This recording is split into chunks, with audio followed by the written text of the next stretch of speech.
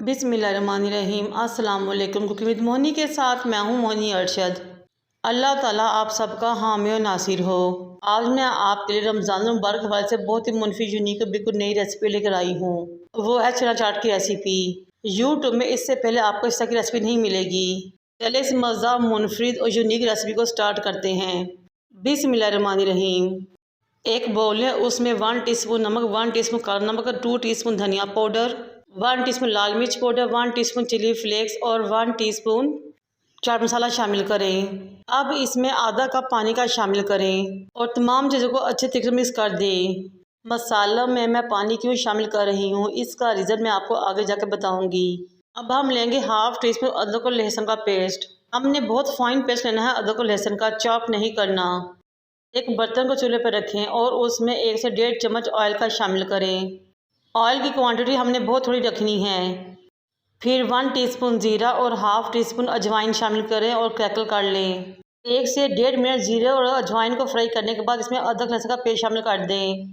अजवाइन और ज़ीरे को फ्राई करने से बहुत ही ज़्यादा टेस्ट और फ्लेवर आएगा चाट के अंदर और बहुत ही खुशबूदार चाट बनेगी। अब अदरक और लहसुन को इतनी देर तक फ्राई करें कि उसमें खुशबू आना शुरू हो जाए और लाइट गोल्डन हो जाए, बहुत ज़्यादा डार्क ना हो।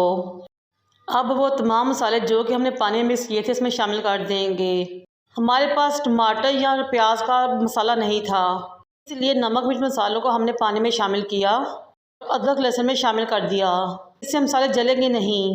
दूसरा ये कि अगर डायरेक्ट हम ऑयल में मसाले डाल दें तो तमाम मसाले जल जाते, इसलिए मैंने पानी में तमाम मसाले शामिल किए और पानी को इसमें शामिल कर दिया।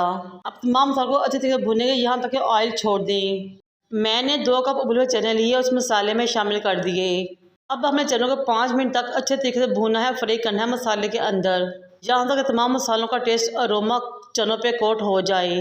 फिर मैंने उबले हुए राजमा लिए आधी प्याली, वो भी इसमें शामिल कर दिए। उसको भी चनों मसालों से 5 मिनट के लिए भुना फ्राई किया। फिर मैंने 2 टेबलस्पून इमली ली थी, इसका पल्प बनाया और वो भी इसमें शामिल कर दिया। अब हमने इमली और तमाम मसालों और चनों को 5 से 8 मिनट के लिए पकाना है, यहाँ तक कि चने तमाम इमली को सोख लें, चने ड्राई हो जाएं। अच्छे तरीके से जब इमली का पानी ड्राई हो जाए तो फ्लेम को ऑफ करें, चनों को ठंडा होने दें। हमने चनों को मुकम्मल तौर पर ठंडा करना है, नीम गर्म भी बिल्कुल ना हो।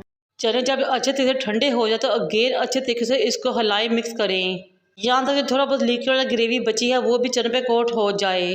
ये देखिए, आपको बर्तन से अंदाजा हो रहा होगा कि कितने खुशबूदार चने बने हैं। तमाम ग्रेवी या लिक्विड इस पे कोट हो चुका है। एक मीडियम साइज़ का टमाटर ले, फाइन चॉप करके शामिल कर दें।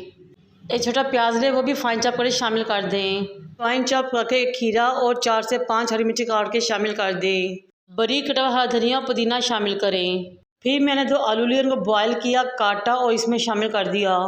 आलू छोटे स्लाइसेस में काटें।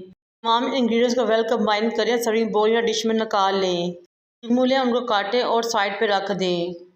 ऊपर नींबू निचोड़ें और मज़े से ये चाट खाएं। है ना बहुत ही मज़ा, टेस्टी मुनफी यूनिक रेसिपी। चैनल को लाइक और सब्सक्राइब कर दें। मुझे और मेरे वालिदैन को दुआ में याद रखें। अल्लाह हाफिज़।